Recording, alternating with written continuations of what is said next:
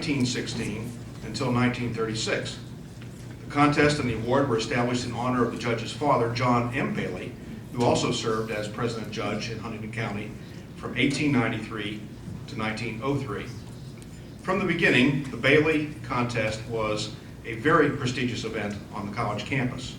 There was a prize of $50 awarded to the winner. Today, an enhanced endowment contribution by the judge's son-in-law, Sedgley Thornberry, makes possible the award of the first place prize of $1,000. In addition, the name of the winner will be permanently inscribed on the Loving Cup, which was given by Colonel Thornberry's son, Thomas Bailey Thornberry.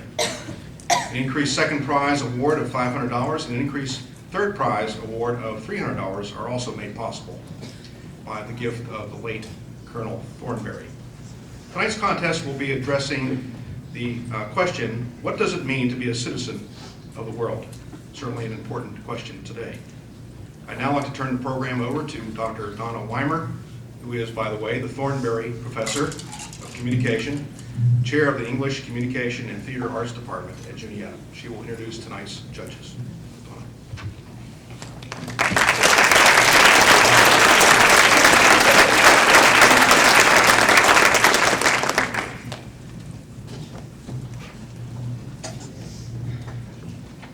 Good evening, everyone, and thank you for joining us. And I include those of you out in Radio Land listening to WKVR 92.3 right now. And for those of you around the world that are listening to these speeches as they are streamed out over the internet. The communication program and I are so very pleased to have you share our interest and enjoyment in public speaking.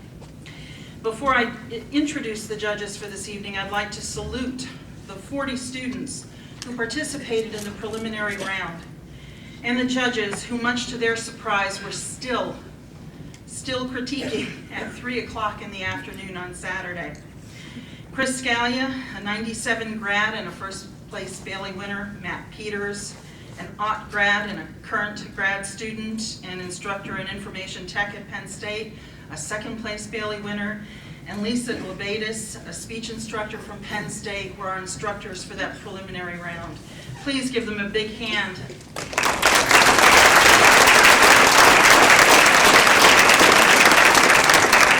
I think Matt's somewhere up there in the audience. There he is. Thanks, Matt. I would be remiss if I didn't publicly thank yet another strong supporter of the art of public speaking, Vice President John Hilley. His support has been both unfailing and enthusiastic, placing the Development Office resources at our disposal.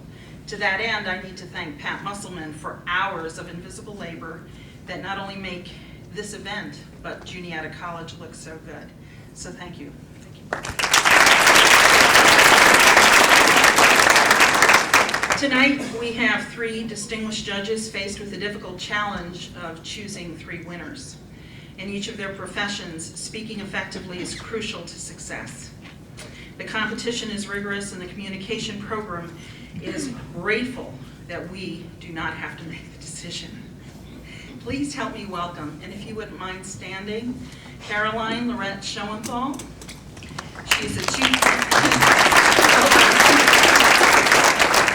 She's a 2000 graduate of Juniata College in Communication and German. For the past 2 years, she has worked as a marketing coordinator for Hayes Large Architecture in Altoona. Caroline is responsible for promoting Hayes Large's qualifications in the markets of civic and healthcare architecture projects. Thanks, Caroline. Jim Gregory, if you wouldn't mind, please stand. Jim Gregory is currently the Executive Assistant to State Senator Robert C. Jubileer. His duties include working with and helping constituents of the 30th Senatorial District that include Blair, Bedford, Huntington, and Fulton counties, and we're so glad you could join us tonight. Our third, and last but not least, our final judge, David Schoenthal, 98 grad of Juniata College. In mathematics and communication, And as a senior, he placed second in the Baileys. Currently, David is a fifth-year graduate assistant at Penn State. He's pursuing his PhD in mathematics. So please help me welcome them one more time. They've got a tough job tonight.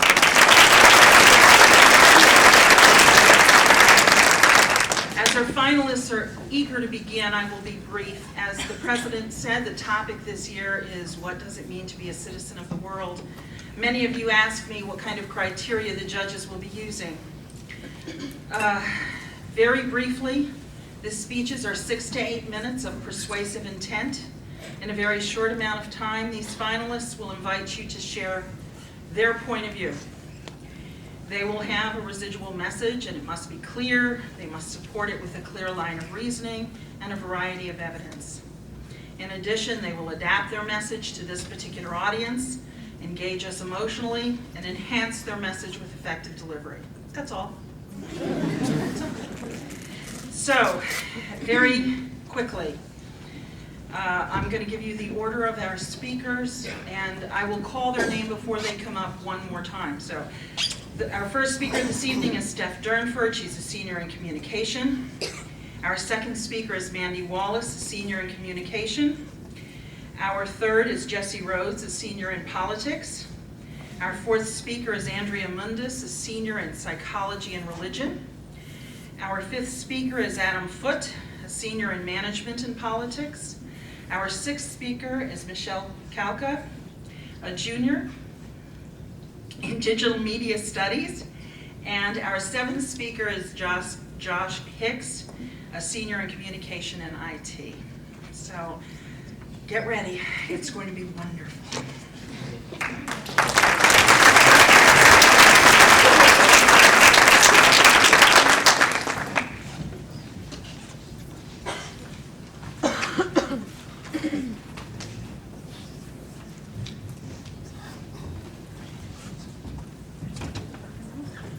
Steph Durnford.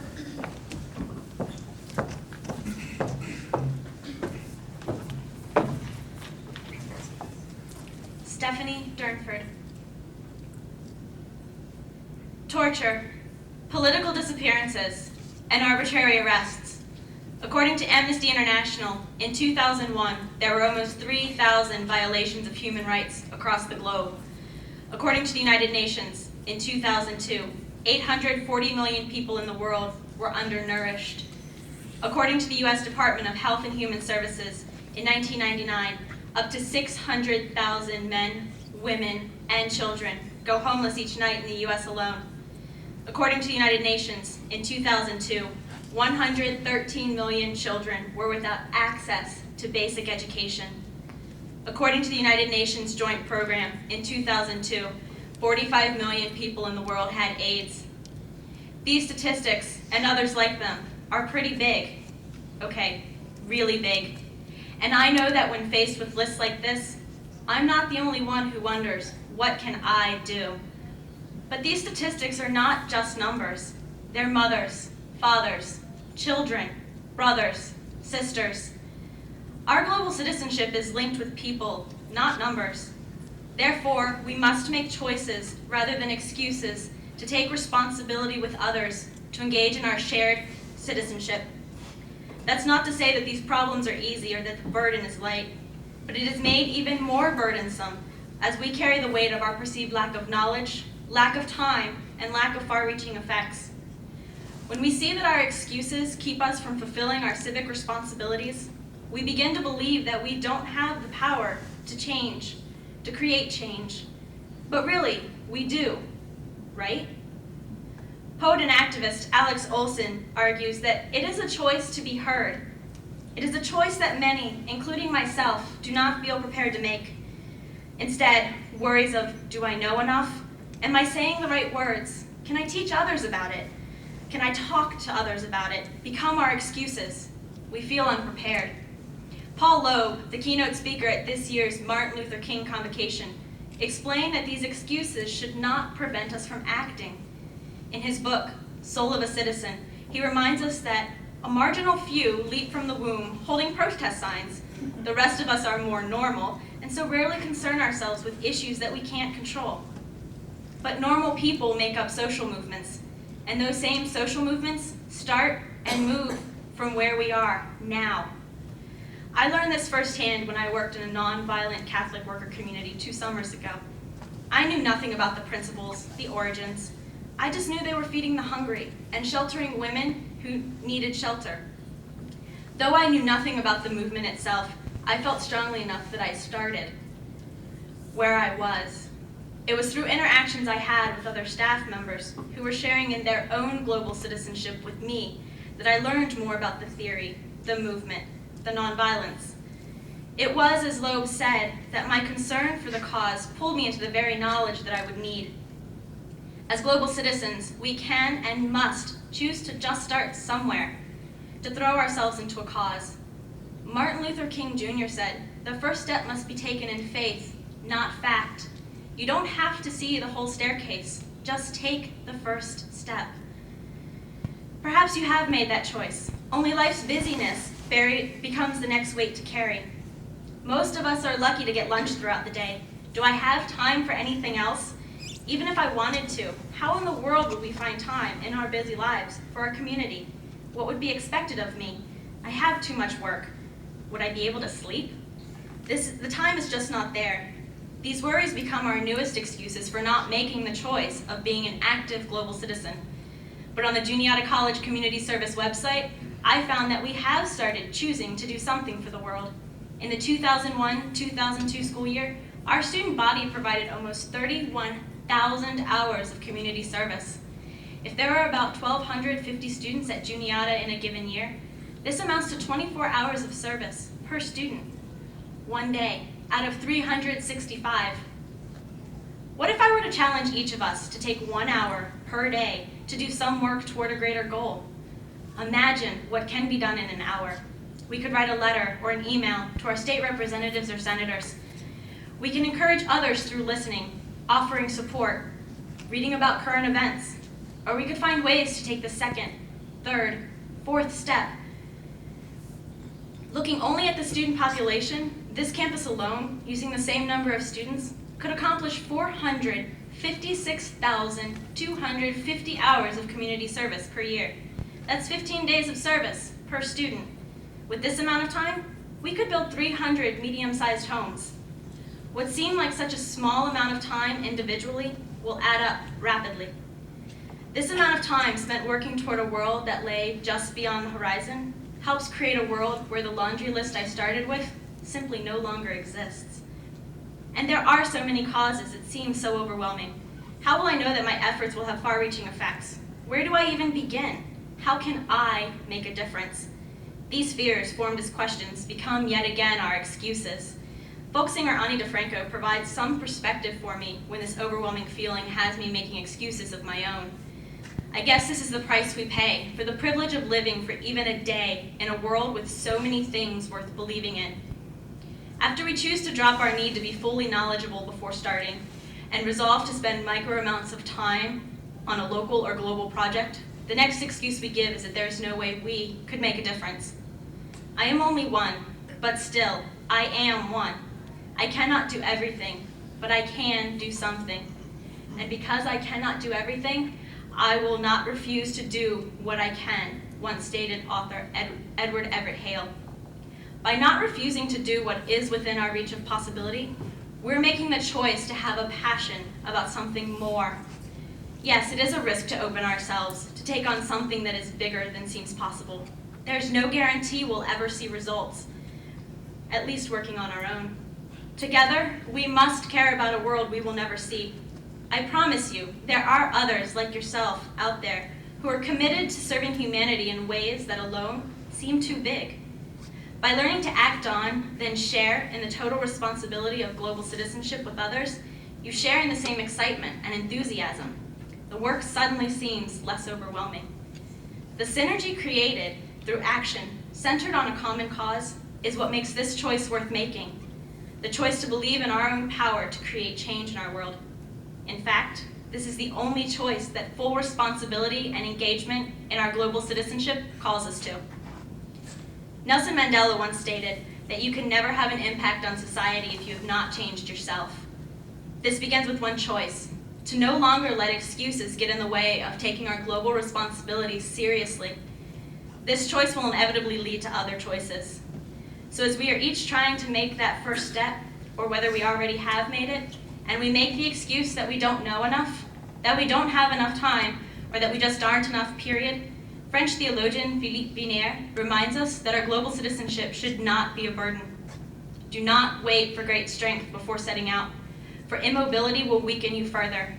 Have you strength enough to take this first step? You will be astonished to feel that the effort accomplished, instead of having exhausted you, has doubled it, and you already see more clearly what you have to do next.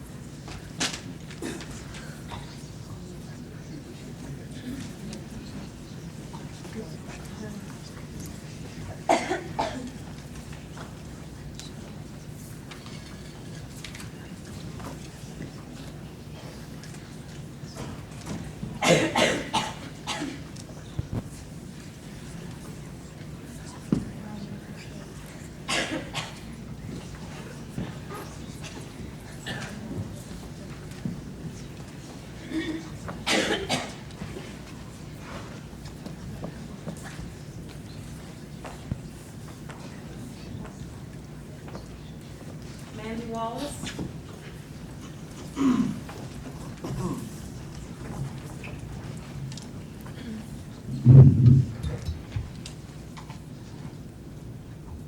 Mandy Wallace. Is George W. Bush, the President of the United States, a citizen of the world? Is Tom Keppel, the President of Juniata College, a citizen of the world? Is Nelson Mandela a citizen of the world? What about Condoleezza Rice, the National Security Advisor? Is she a citizen of the world? Are your parents citizens of the world? Is your best friend a citizen of the world? Am I a citizen of the world? Are you? Tonight we were asked to address what it means to be a citizen of the world. As a student of communication, I've decided to approach this topic by carefully studying the words world and citizen and to explore their meanings. The American Heritage Dictionary defines the world as the earth and its inhabitants, or as a human society. A citizen can be defined as a person who is entitled by birth or naturalization to the protection of a state or nation, or who is a resident of a city or town, especially one entitled to vote and enjoy other privileges there. If we combine these two definitions, a citizen of the world is any human being who is entitled protection and privileges from the other humans who inhabit the earth. To think about what it means to be a citizen of the world, we should ask, who can be a citizen of the world? Is there a better way to think about our relationship to the world? And within that new relationship, how can we make a difference? Who can be a citizen of the world? Being a citizen means that you are entitled to protections and privileges. Who is protected? Who has the privileges? Since the terrorist attacks of 2001, Americans who look like or are of Middle Eastern descent have been threatened and have been the victims of violence. They have not been given the protection that they're entitled to from the other humans in the world. Does that mean that they're not citizens of the world? On the other side of the globe, there are child laborers who must work long hours in horrific working conditions. According to Free the Children, a group who fights to take children from poverty, exploitation, and abuse, there are 70 to 80 million child laborers just in India alone. That means that the total number of child laborers in India is 6 times the total population of the state of Pennsylvania. 6 Pennsylvanias full of children in India who do not have the privilege of development. They are limited physically, emotionally, socially, and spiritually. Do all of these unprivileged children not count as citizens of the world? Now consider another example. According to the American Civil Liberties Union, the American victims of HIV and AIDS have been subject to public policy that is not based on medical fact. It's instead based on ignorance and prejudice. The victims of these illnesses are not protected by the people around them. Does that mean that anyone with HIV or AIDS cannot be considered a citizen of the world? The National Institute of Allergy and Infectious Diseases, as well as the National Institutes of Health, state that as of the end of 2002, just a month and a half ago, an estimated 42 million people worldwide were living with HIV or AIDS. Does that mean that another 42 million people cannot be considered citizens? Just from 3 examples, the Middle Eastern Americans, the child laborers in India, and all people living with HIV and AIDS, we've already disqualified over 100 million people from being able to think of themselves as citizens of the world. By defining citizens according to what they're entitled to, I'm reminded of our United States Bill of Rights. Those of us who are Americans, we are entitled to certain protections and privileges from the American government. However, does it make sense to use the word citizen when it limits us to thinking of only a small, select, fortunate group of people? We disqualify such a large chunk of the world with one word: citizen. So if not as citizens, then how can we define our relationship to the world in a more inclusive way? Well, I would like to offer a new word for us to think about: participant. We are all a part of the world. Each person stands for one piece of the world puzzle, one participant in the world picture. So why don't we instead focus on answering the question, what does it mean to be an active participant in the world? Well, what is an active participant? The American Heritage Dictionary defines active in several different ways: being in physical motion, functioning or capable of functioning, or marked by energetic activity. A participant is one that participates, shares, or takes part in something. Well, what does it mean to take a part in something? A part is a piece or a segment of a whole, or one's responsibility, duty, or obligation. These definitions tell us that an active participant is someone who gives energy to fulfill their responsibility or duty to the world. Well, who can be an active participant? Are they limited by the protections and privileges that they have? No. Think back to the Middle Eastern Americans, the children in India, or the people who have HIV or AIDS. Can they be active participants? Of course they can. Anyone can be an active participant. There are no limitations on what you must have first.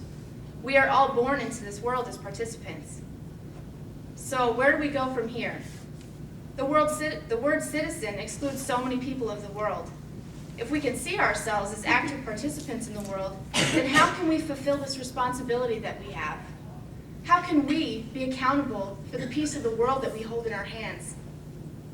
While I was defining active participant, you may have noticed that the definition itself remains broad. There are no rules. There are no boundaries. We don't have to depend on fitting our actions into a certain marked box. Instead, no matter how stringent the limitations on our lives, we have to decide how we can act and what we can do to put a positive energy back into the world. The founder of the Children's Defense Fund, Marian Edelman, wrote, Social involvement is the rent we pay for living. Are you feeling overwhelmed? How are you supposed to squeeze this responsibility into your already busy lives? The poet Wendell Berry wrote, "We can make ourselves whole only by accepting our partiality, by living within our limits, by being human, not by trying to be gods." He means that we should do our part and live up to our potential.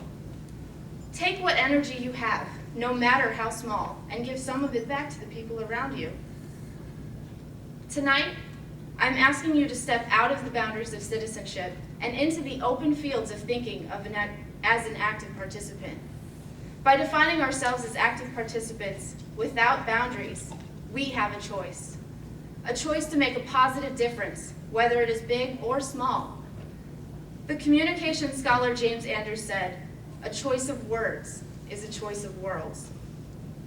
I challenge you to choose the words that can help you think differently about your place in the world. You were born as an important part of this world. Decide what you will do with the piece of the world you have in your hands.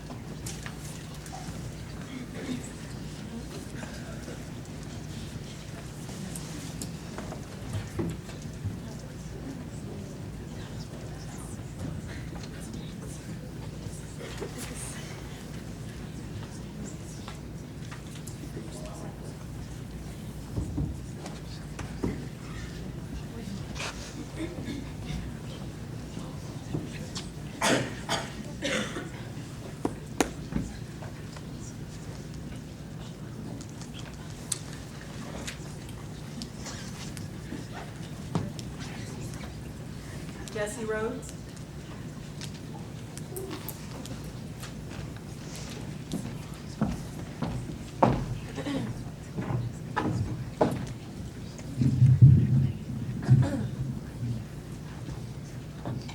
Jesse Rhodes.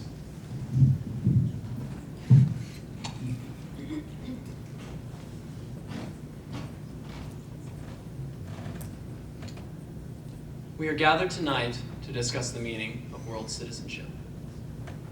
As an aspiring political scientist, a large part of my job is to think about how we, as individuals and members of a community, relate to the world and to each other. Thus, the question, what does it mean to be a citizen of the world, appeals to me on both a moral and an intellectual level. And yet, as we talk about the meaning of world citizenship, there can be no doubt that in these morally ambiguous and dangerous times, that the task before us is important for everyone, not just for political scientists. The question, what does it mean to be a citizen of the world, is not just some sterile rhetorical exercise, but a question that, for the sake of our moral and intellectual integrity, must be answered. However, as I will show, the path to world citizenship cannot be found in the external world, but rather in the contours of the human heart. World citizenship is a call to personal conviction, not to membership in some existing community. It is also a call to emulate the example of Socrates, a man called a world citizen by Plutarch, whose awareness of his own acute ignorance led him to humility in thought and action. I said earlier that world citizenship is not a call to membership in an existing community. But why is this the case? Because the idea of citizenship to the external world is not a coherent concept. The reason for this incoherence flows from the independent definitions of each term. According to the World Service Authority, the organization that issues world passports, the world is conceptually unbounded, the planet dynamically, synergistically, and organically one with itself and with the cosmos. Put simply, the world is an all-inclusive concept. On the other hand, citizenship is the status of a citizen with rights and duties. But a citizen of what? Usually, one is a member of a particular community and not a citizen of another. And one has a special allegiance to the community of which one is part. As political philosopher John Locke suggests in the second treatise, the citizen has an allegiance not only to the institutions of a particular state, but also to the ideas and beliefs behind those institutions. For example, it's generally assumed that most Americans not only support the US government by paying taxes, but also by acknowledging the ideas and rights enshrined in our Constitution. On the other hand, the world, as the sum total of everything in existence, does not offer us any explicit ideas or values in the same way that the state does. Unlike a particular government, the world as a whole does not explicitly stand for anything. Hence, one cannot pledge allegiance to and thus become a citizen of the world in which one can become a citizen of government. So that we see that the juxtaposition of world, an all-inclusive concept, and citizenship, an exclusive, specific concept, is fraught with contradiction. But does this mean that there is no possibility for world citizenship? No. World citizenship is a possibility for those that are willing to pursue it. However, it's a citizenship vastly different from that of the traditional form. Rather than stemming from an allegiance to something external, world citizenship must come from within. How is this possible? To understand this new form of world citizenship, let's consider the philosophy of Soren Kierkegaard.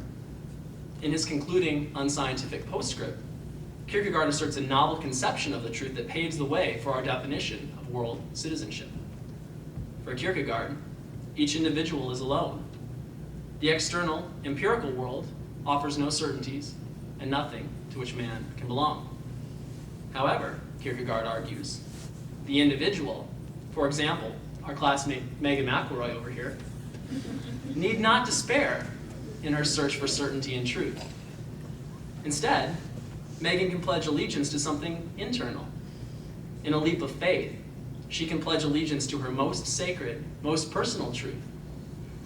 And her dedication to her belief can transform that into a truth for her.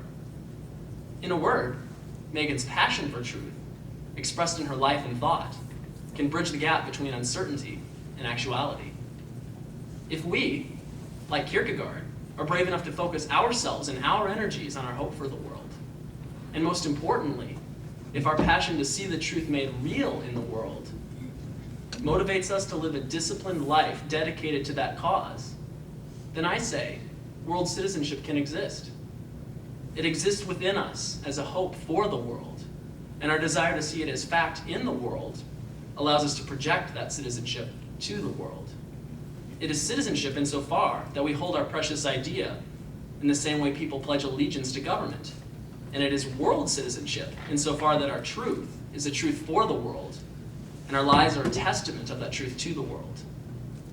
Let me make this more concrete with another example. I, Jesse Rhodes, believe that the use of violence as a means to solve conflict is wrong. This is my truth, my leap of faith, undertaken in the realization that despite all of my logical arguments for nonviolence, it is the conviction in my heart that gives strength and depth to my truth. But I don't want my truth to be merely for me. Because I believe that it's useful for everyone in the world, I want to project it into the world. I'd like to make it real in the world. I do this by acting in accordance with my idea.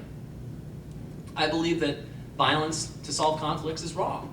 Therefore, I don't use violence to solve conflicts in my own life.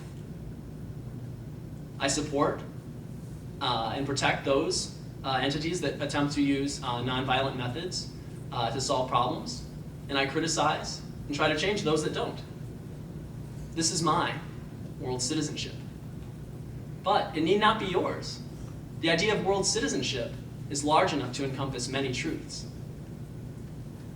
But world citizenship is not so broad that it would permit anything and everything. Remember, as I mentioned earlier, Socrates reminds us that because we can't have the whole truth, we must be humble. Indeed, in the holding of our truths, we are like children playing out in the dark, reaching out for fireflies. We reach and grab, sometimes finding truth, and sometimes not. But because we are never fully in truth at any one time, we must be humble in our actions. We could all catch a firefly, but we would never claim that the one we caught was the only one worth catching. If I caught a firefly and said, "Call off the search, I found the perfect specimen," you'd laugh. You'd think I was crazy. And you'd insist on your right to look for your own.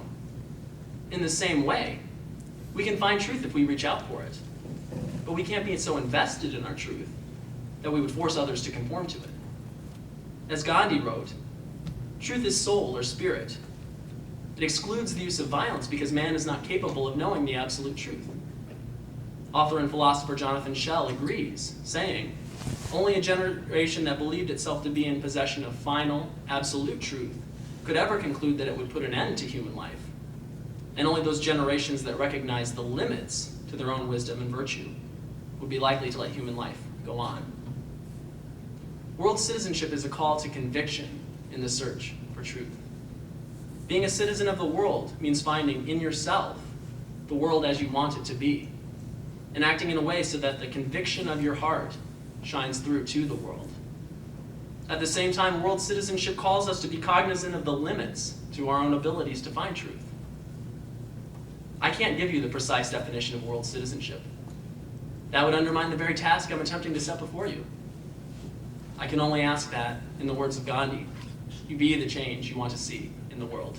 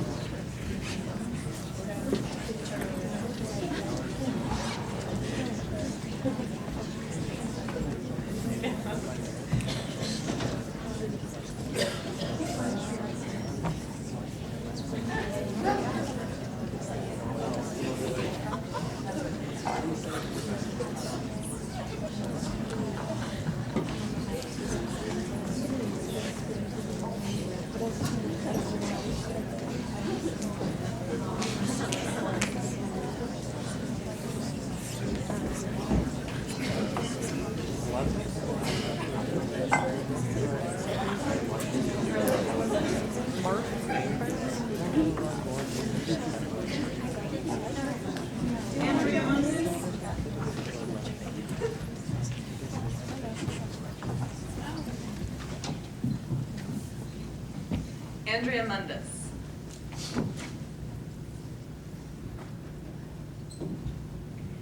In The Hero with a Thousand Faces, Joseph Campbell urges us to live out our passions.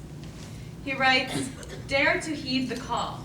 Do not wait for the community to cast off its love of pride, fear, rationalized avarice, and sanctified misunderstanding. The only way to be fully engaged in our world is by living out our passions. Your passions aren't merely a bunch of biochemical reactions that leave you flushed and breathless. Your passion is the thing you could do every day, and no matter how bad your day is, you know you'll look forward to the next one. When it's gray, rain is pouring down, you have a headache, and your car gets rear-ended, your passions are what help you overcome your despair. Your passion is the one thing that enables you to coordinate your gifts, talents, skills, values, and interests. Preparing to become a United Methodist minister, I've read through our Book of Discipline several times. In it is the simple but profound ideal of John Wesley. In whatever you choose to do good whenever possible, and do no harm. Wesley tells us to live our passions for the world. Whether your passion is caring for the earth, the body, the mind, or the spirit, you must follow your call. Only then can you be a citizen of the world. Doing what you love to do sounds easy, but a survey by Penna Sanders and Sydney Career Consulting in 2001 found that 4 out of every 6 people would change their jobs if not for money worries and other commitments. We can all understand how people get stuck in jobs they don't like, but can these people truly be living out their passions, or have they become stagnant? Stagnation is fostered in us by society and fear of risk. Stagnation does not affect just the individual, but the whole world. However, we can overcome stagnation in ourselves, enabling our lives to touch the entire world. Joseph Campbell gives the following as a contrast to the passionate life. Often, we encounter the dull case of the call unanswered. Walled in boredom, hard work, or culture, the subject loses the power of significant affirmative action and becomes a victim to be saved. His flowering world becomes a wasteland of dry stones, and his life feels meaningless. When our lives become meaningless, even to us, how can we possibly touch the world? Evelyn is an 86-year-old resident at the assisted living community where I worked. She had dreamed of preserving beauty in the world through playing the piano. Responding to her father's caution, however, she did not live out her dream. Afraid of the risk of a career in music, Evelyn instead got married, lived happily, but never played the piano while she was raising her family. Now, alone, and at a time when music would be a comfort to her, her arthritis will not allow her to play the piano. Evelyn still feels despair over her lost opportunities. Our society often tells us that risk is undesirable. The highest goals are safety and comfort. As Brad Pitt says in the movie Fight Club, they have us working jobs we hate so we can buy things we don't need. In a world of celebrity endorsements and infomercials, people are told that they are only worth something if they have the smallest, most expensive cell phone, if they wear Versace, and if they have a Volvo sitting in their suburban driveway.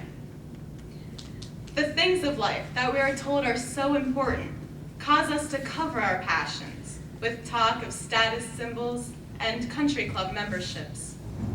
When we allow ourselves to become stagnant, following the ideals of society rather than our own passions, we affect not just ourselves, but the world.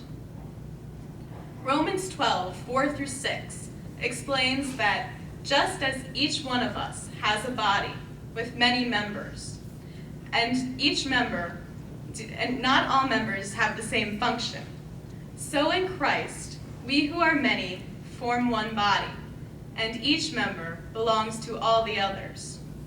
We have different gifts according to the grace given us. Similarly, the world is like a human body. We all have particular talents, skills, and interests. When everyone starts becoming doctors or executives in the desperate search for money and prestige, it's like having a body with all hands and no feet.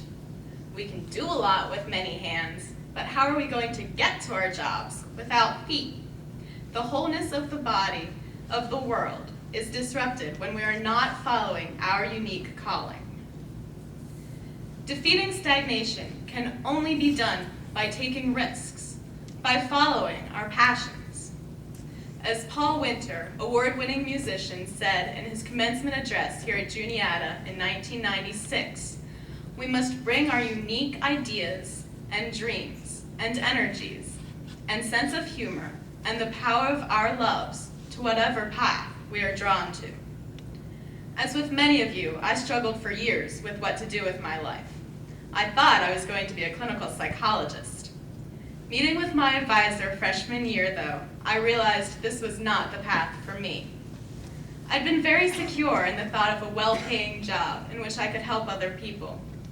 And without this dream, I didn't know what I was going to do. The words of visiting religion professor Dr. Margaret Town helped guide me in this decision. She said, "Do what you're passionate about. If you don't, you will never be happy, and you'll never live the life you were meant to." I can now confidently tell people that I'm going to be a minister. I've come to realize that my faith is my passion, and my gifts and skills have developed over the years to enable me to live out my passion. If I were to go through with my plans of clinical psychology, I would not be fully engaged in my job. A part of my life would become stagnant, resulting in a decline in the wholeness of the world body. Similarly, consider what the world would be like if Rosa Parks had not followed her passion and had instead given up her seat on the bus. What if the teachers who spend extra time after class helping a student did not follow their passion for caring for the mind? What if the nurses who work long hours in the hospital did not follow their passion for caring for the body? If the stagnant life affects the world, how much more can the passionate life give shape to the world body? We must take an active role in the world by fighting against stagnation and having the courage to risk living our own passions. By being true to ourselves and doing what we're meant to do, we contribute to the health of the entire world. In the words of writer Parker Palmer in his book, The Active Life, we need to act freely and sometimes boldly to express ourselves in ways that offer our gifts to others. Only then will we be able to live as fully functioning parts of the whole body of the world.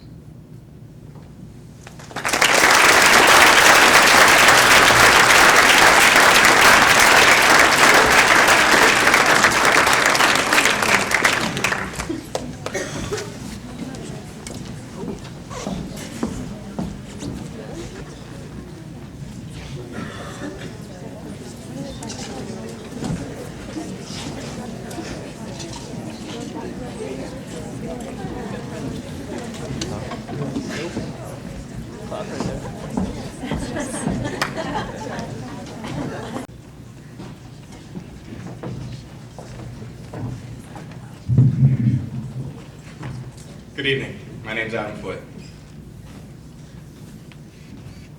The world we live in. It's a crazy world we live in. Every day we see advancements in this and advancements in that. Yet none of us will live in a world free of disease, hunger, nor struggle. In our lifetime, we may see a cure for cancer. We will all most likely see more spacecraft slip through the surly bonds of Earth. We live now in a world on the brink of war. And we live together in a world of hatred and uncertainty. And as I stand before you tonight, I cannot promise you many things. Tonight I can promise only one thing. The only thing I can promise is the promise of death. We are going to die, but hopefully not tonight, not tomorrow. We may live to be 100 years old, but as we are continuously reminded, life can be gone in an instant. May it be crossing the street, flying across the country, or driving to the corner store. This is why life is so very precious. Its uncertainty is so very scary. And tonight I ask us to not fear our fate of existence, but rather embrace it as a challenge. A challenge to examine our own lives and to become people with our own values and with our own beliefs and with our own convictions. Because as Socrates once asserted, the unexamined life is not worth living. We must examine our lives and our values and our beliefs, and we need to stand up and defend our convictions. So tonight, I'm not going to tell you what to believe in, but rather I'm going to challenge your assumptions on how to believe. Together, we will look at how we form and act upon our beliefs and convictions. And then I will then leave you tonight with a sense of why it is important to have and to share these convictions and beliefs. Now, did you know that in America during the last midterm election, only 39% of the eligible voting population turned out to the polls? 121 million people stayed home. 121 million people just didn't give a damn. But being a citizen of the world means that we do give a damn and that we do care about things. Right now, many of us are probably thinking, I do care about things, and I have my convictions, but my question to you is why? Is this what your father or your mother or your aunt or your uncle or your professors or your neighbors told you to believe? Well, maybe. But when we leave here tonight, I want us to try something new. I want us to leave here tonight with our eyes open wider, and I want us to use our ears to not just hear, but to listen. I want us to use all of our senses to feel the world around us. And then once we begin to see new things and smell new things, then we need to process all of this new information and these new sensations. And we need to process it through our mind, and through our heart, and through our soul. And then we will begin to realize our true beliefs and our true values and our own convictions. Because as Ayn Rand once said, man is a being of free will, and therefore each man is potentially good or evil, and it is up to him, and only him, through his reasoning mind, to decide which he wants to be.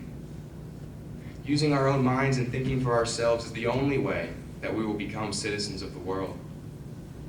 But once we do that, we can't close our eyes, and we can't stop listening. Instead, we need to keep processing information. And now the most beautiful thing is that our beliefs and our values, well, now they can evolve and they can change over time. And now instead of being told what to believe, we can listen to what others say, and we can use our own mind to choose what to believe. And now that we can use our own minds and we can think for ourselves, well, now it's time to take the most important step. We must take our beliefs and our values and our convictions, and we must act upon them. A lot of us think this is easier said than done. Well, we're right. Standing up for what we believe in is not easy. But here's what we need to do. If you're a person who believes in war, then stand up for it. Start a letter writing campaign, join a protest, or even join the army. But if you oppose war, start a letter writing campaign, join a protest, or start an army of peace that travels door to door spreading the word of opposition. And if we want to stop world hunger, well, where do we start? Can we begin one day sharing our ideas with our friends and colleagues around the lunch table? Well, yeah, we can. Because if we convince 3 people, and then they convince a few more, and they convince a few more, well, then where does the convincing end?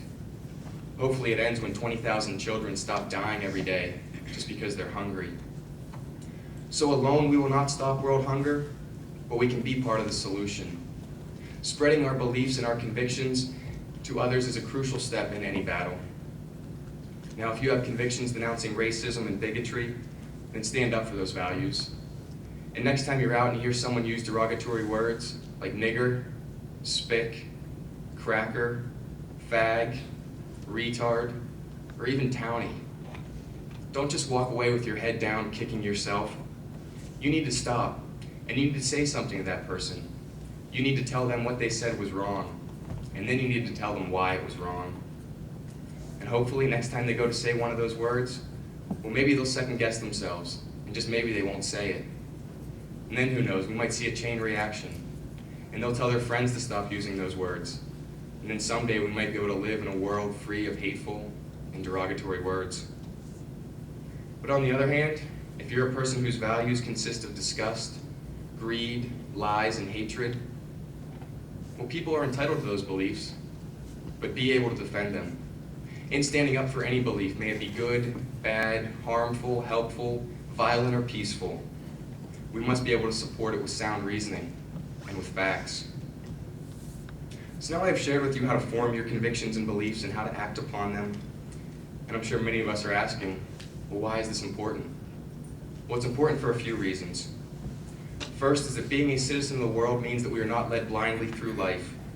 It means that because of our own mind and our own ability to think, that we no longer wander, lost, confused, carelessly and aimlessly through life. By forming our own convictions and acting upon them, we now have a purpose in life. We have something to stand for, and we have something to believe in. And not thinking for ourselves and not standing up for what we believe in is also dangerous. An infamous man of history once stated that a majority can never replace the man. It is not only always a representative of stupidity, but also of cowardice. And just as 100 fools do not make one wise man, a heroic decision is not likely to come from 100 cowards. Now, Hitler said that. Hitler. He realized how easily people can be manipulated when no one is willing to stand up for what they believe in. Hiding in the crowd is not being a world citizen. It is heroic to be a citizen of the world. And the final importance for standing for something and having convictions is that because when we leave this world, and all of us will, it is our beliefs and our ideals and our values and our convictions that live well beyond our years. And as we're being lowered into the ground, or as our ashes are being spread across the earth, we're not remembered for how many cars we had or how big our house was, but we're remembered for what we stood for and the person that we were. So as you leave this room tonight, and you go back to your dorm room or your apartment or your house, I want you to really think if you are a citizen of the world. And as you're lying in bed, I want you to stop thinking about your next exam or your next research paper. I don't want you to think about who's getting the kids tomorrow, or when's all this snow gonna go away. Instead, I want you to think about what Martin Luther King once said. He said that history will have to record that the greatest tragedy of this period was not the strident clamor of the bad people, but the appalling silence of the good. The appalling silence of the good. Don't be silent, and don't wait to form your beliefs and your convictions. Ladies and gentlemen, don't be afraid to stand up for what you believe, because that is the only way that we will become citizens of the world.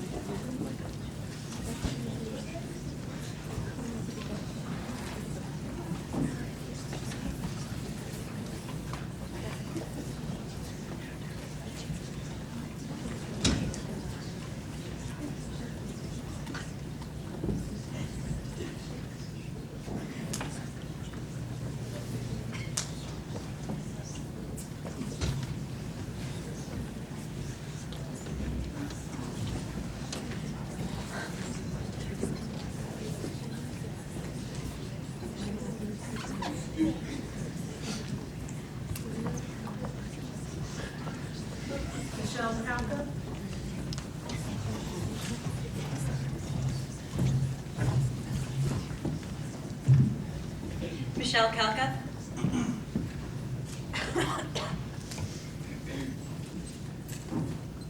You're standing in the shoe store, staring at rows of plexiglass shelving, displaying the best athletic shoes in every style.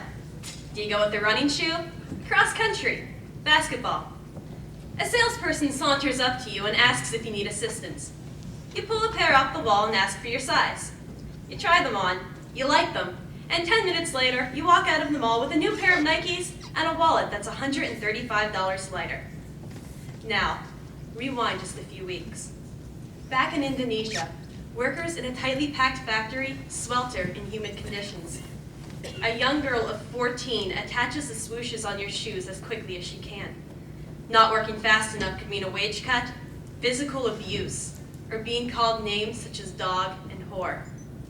The workers are also subjected to unprotected inhalation of dangerous glues and forced overtime of up to 70 hours a week. After the shoes are finished, they're shipped off to America. And out of the $135 you spent on those Nikes, about $2 a day went to the workers who made them. In Indonesia, that's still 25% less than is needed to support a single person, according to a 2000 study published by Indonesia's Urban Community Mission. Many of the adult workers cannot support their children on such a small wage and are forced to send their children into the care of relatives, where they see them only 3 or 4 times a year. The shoes themselves cost very little to make. So where do you think the rest of your money went? Into the pockets of a big corporation. So why does this matter to us? Americans often lose themselves in a sense of isolationism, a sense of being shut off from the events in the rest of the world. But such is not the case. It's our money and our choice. As individuals, we are capable of affecting change on a global scale. Americans are global citizens, and the daily choices that we make have powerful repercussions internationally. By exploring how unaware we are, what global awareness means, and why it is important, we can see that being aware of our impact on the rest of the world is the first step in becoming positive global citizens. Despite the fact that we are part of an ever-growing global community, Americans are often unaware of the role they play. The activities of the rest of the earth tend not to matter to us, and we often turn a blind eye until they affect us directly. Perhaps the most convincing statistics come from a 2002 study by National Geographic. In a national survey, less than 15% of Americans between 18 and 24 could identify Iraq on a map. 83% couldn't find Afghanistan. And 29% had no idea where the Pacific Ocean was. When I told some fellow students at Juniata about these statistics, I was shocked to have them say, in complete seriousness, "Wait, that's the one by California, right?" Even as educated college students, we obviously have a long way yet to go. We can see this unawareness in current events, too. A space shuttle crashing is a national tragedy, and as a country, we mourn the loss of 7 heroes. But the hundreds of civilians killed in Afghanistan by American airstrikes were just collateral damage. The moment when it really struck me that global awareness was important happened when I was hospitalized at age 13. In the room next to me was a 10-year-old boy dying of AIDS who had recently emigrated from Mexico. During the week of my stay, this boy would come over to visit me every single day, tell me stories about Mexico, and we would often watch TV together. I was amazed when we would watch the news about how much he knew about current events and how much more he knew than me. I have not been in touch with this boy since, but he has touched my life by making me realize that we all have a lot to learn about the world around us. Clearly, many of us are unaware. But what does global awareness really look like for us, and what does it entail? Global awareness looks like the United Students Against Sweatshops, an organization in over 200 colleges and universities who effectively changed the working conditions in factories across the world by banning their college's apparel because it was produced at a sweatshop. In case you were wondering, a recent trip to the Juniata College bookstore revealed that much of the clothing branded with our school's name is produced in Honduras. Do you know where Honduras is? Global awareness looks like the many students and professors here who belong to the Alternative News email listserv, who acknowledge that there are accurate news sources beyond the mainstream media and who share information about pertinent issues from a perspective you won't find on CNN. Global awareness looks like those reporters who uncovered the Nike sweatshop scandal in the 1990s and caused Nike and other global corporations to examine their labor practices and make considerable improvements in working conditions, even if they are not up to acceptable standards yet. And finally, global awareness looks like every single one of us. We don't need to join an activist group or protest the government to be globally aware. Take a look at your clothing sometime. Check the labels and see where they were made. My suit, for example, was made in Mexico. My shoes were made in China. We cannot examine this without realizing how internationally connected we are. In fact, go into a shoe store sometime and ask to find a pair of American-made sneakers. Very few stores carry them. And where does our produce come from? Whose hard work went to the benefit of our comfort while they struggled to feed their families? How much of our money went to the workers who made the things we buy every day? What is the impact that you have made? If that's what global awareness is, why is it so important? Why should we think twice about what goes on in other countries? It's not our business, right? Wrong. Every day, we have the privilege to make choices. What to eat, what to wear, to walk or to drive, to listen or to close our eyes and our ears to what goes on around us. What we might not realize is that our choices affect others. Now, we're all guilty for falling for good advertising. I have just as hard a time parting with my Adidas sneakers or Juniata sweatshirt as anybody else. Here in our safe, comfortable little microcosms, it's sometimes difficult to understand why we should care or even think about the poverty-stricken workers who made our shoes. And why should it matter that 60% of our young people have no idea where Japan is? Because as September 11th showed us, our destiny is bound to the rest of the world.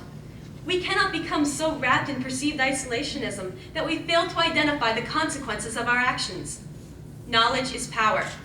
In a democracy such as our own, access to knowledge is a key factor in governmental participation. Right now, our government is making decisions about going to war, economic sanctions, and oil policies. And most of us don't even know what those issues are. We only know that it's costing us more and more to fuel our SUVs. If we claim to be the most powerful nation on earth, we have a moral and economic obligation to better understand the rest of the world and our effect on it. Our daily decisions count. An act as simple as choosing not to purchase a certain pair of shoes is an act of solidarity with the worker who made them across the world. Money is a powerful symbol of our nation. We need to consider how we are using this symbol to send messages to the rest of the world. We cannot be effective citizens of our own country, let alone effective global citizens, without reflection on the consequences of our daily actions. Now that you know how unaware we can be, what global awareness looks like, and why it is important, what will you do the next time you're in the mall? Because as it turns out, those Nike shoes weren't the only things you left with that day. You also left with a violation of a sense of global consciousness that you weren't even aware of. I'm not making a plea here for you to buy only American. There are many legitimately made imports, as well as many domestic products made in substandard conditions. The point is to be aware. Once awareness grows, your actions will naturally follow. Find out where your products come from. Choose with a clear sense of your responsibility as a global citizen. It's our money. It's our choice.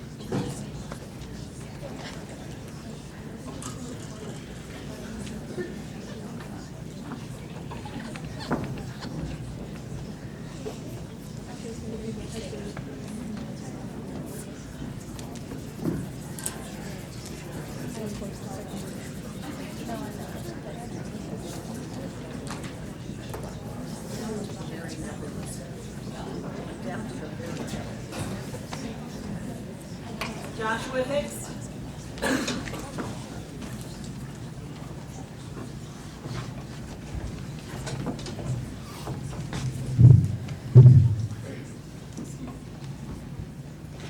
Good evening, my name is Joshua Hicks.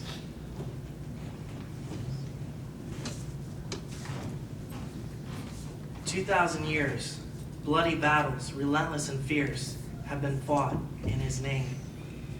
Men and women, brave and brilliant, have been burned alive and tortured in his name. Racism and hatred, cold and evil, have hidden behind institutions that operate in his name. His teachings condone none of these events. Nothing could have been further from the message he brought. Standing here, I feel it's safe to say that most of us would like to consider ourselves world citizens. I certainly would. But what are the qualifications? And if given the opportunity, how would we define world citizenship? Would I meet those qualifications? Would you? We stand here tonight as Juniata students, speaking of world citizenship. We offer you carefully chosen words. But where is the depth in our persuasion? Where is the action, the honesty, and the reality of what it means to be a world citizen? Tonight I offer you a glimpse at a life that defines this intangible concept. Through his words and actions, the prophet, Jesus Christ, laid down 3 thoughtful benchmarks of what world citizenship should be. First, to be a world citizen, we must love our neighbors as ourselves. Second, we must learn to turn the other cheek. And third, we must be willing to give our lives for our convictions. The first benchmark of world citizenship is found in Matthew 19:19. Jesus simply says, "Love thy neighbor as thyself." I take this to mean something more than loving Bob and Cindy, your neighbors over on Moore Street with their 2.3 children and gas-guzzling SUV. Our neighbors are all around us. Their children starving in Afghanistan. Their townspeople suffering and dying of AIDS in Africa. And in America, in our own backyard, their mothers, fathers, sons, and daughters being tortured and killed because of their race, nationality, and sexual orientation. We say, "Oh, those poor people," but do we ever close our eyes and place ourselves in their position? Do we close our eyes and imagine what it means to live in fear of rape, torture, and murder? People in our world wake up to this reality every day. Our fellow world citizens, your neighbors, my neighbors. The Dalai Lama once said, "Compassion and love are not mere luxuries. As a source of both inner and external peace, they are fundamental to the continued survival of our species." Compassion and love, fundamental to our survival. Jesus exemplified this concept. He spread his beliefs not only in cushy places of worship or to crowds of believing Jews, but to sworn enemies of his people. He taught Jewish tax collectors that worked for the hated Roman Empire. He taught prostitutes and Samaritans, which many Jews viewed as the worst form of humanity. These were the people who he spent the most time with. They needed more than those who were strong. His example teaches us that our neighbors are not only those we are supposed to love, our neighbors are our enemies and those outside of our comfort zone. Once we have realized our obligation to our fellow citizens, we must learn to live with each other in peace. The second benchmark of world citizenship is found in Luke 6:29, where Jesus is quoted as saying, "And unto him that smite thee on one cheek, offer also the other." When soldiers came to take Jesus into captivity, one of his soldiers, Peter, cut the ear off of a soldier. Instead of Jesus saying, "Hey, great job, Peter, but you missed his head," Jesus placed the ear back on the soldier's head and healed it. Whether you believe in this miracle or not, the idea of returning kindness for hatred remains a constant in the life of Jesus Christ. I remember as a 13-year-old getting into an argument with my best friend Shane over Crystal. We were both madly in love with Crystal. One day he saw us holding hands, and Shane was furious. Instead of an open-handed wave of greeting, I received a closed fist directed at my face. It connected. I was not going to get beat up in front of the love of my life. Best friend or not, my adolescent pride was on the line. So I gritted my teeth and swung at Shane. Crystal decided the next week that she didn't like either of us anymore. But Shane and I didn't speak for 2 months. And though we settled our differences, Shane died too soon, only 3 years later. And I can never get back the time we lost, spent in anger. In everyday life, the actions of others or ourselves may not cause us to fistfight. But in order for us to form a peaceful relationship with our fellow citizens, we have to at times swallow our pride. Perhaps the writers of the Bhagavad Gita, a sacred Hindu text, were thinking along these lines when they said, if you want to see the brave, look at those who can forgive. The world contains many different cultures, making it ripe for misunderstandings.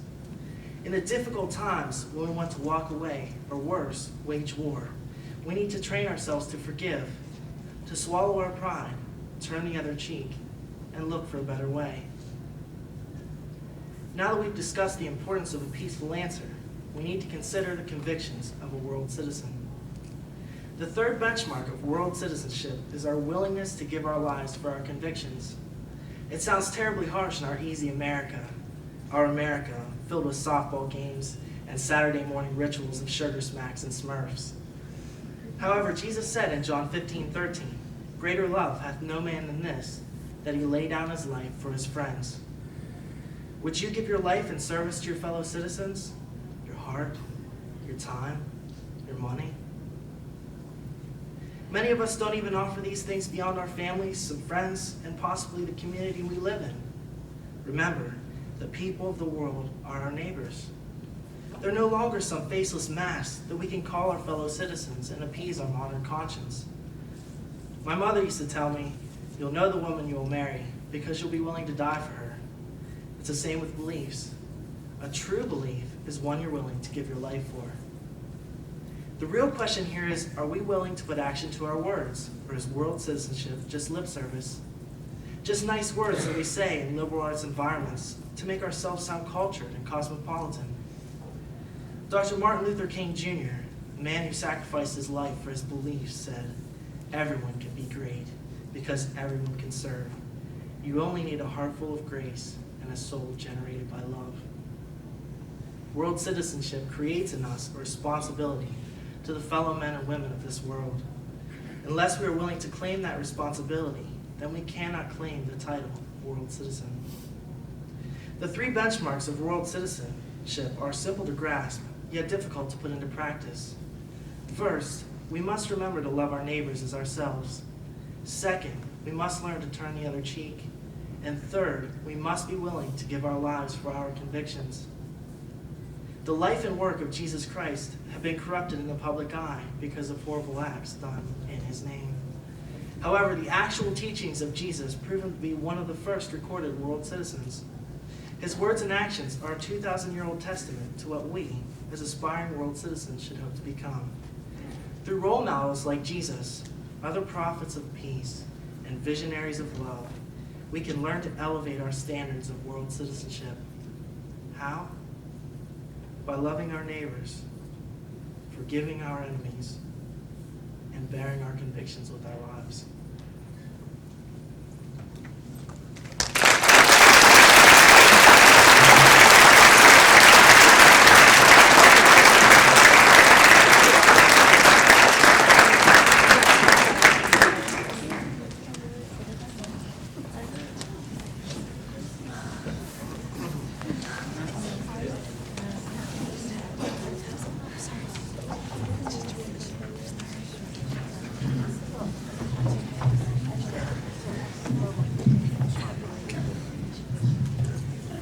That concludes our speakers and their speeches for this evening.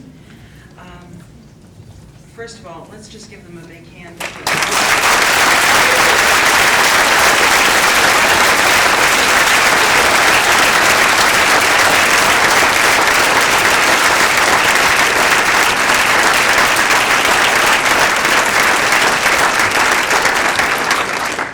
The judges will now briefly go into one of the offices and decide on the finalists, the final three winners. We should have food and donuts and coffee in the back. So please wait, it should not take that long so that you can see the presentation of the awards.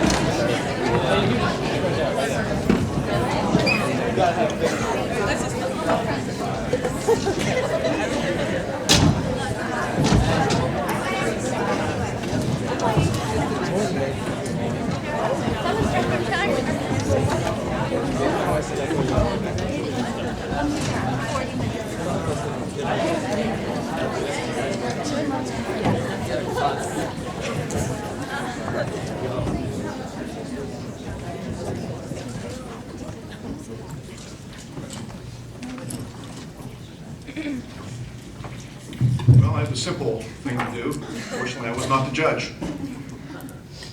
First of all, I want to thank the communications group, Speak, who provided all the refreshments for us, so thank you.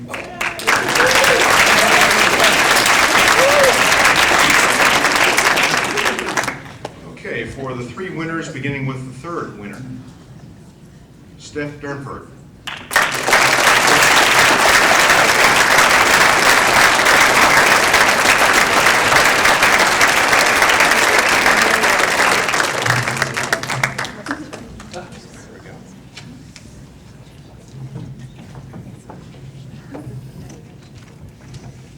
It's not because Steph works in my office.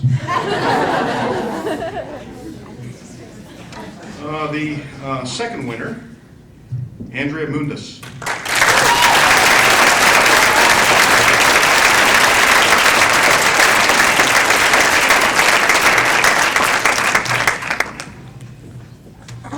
And the winner, Michelle Kalka.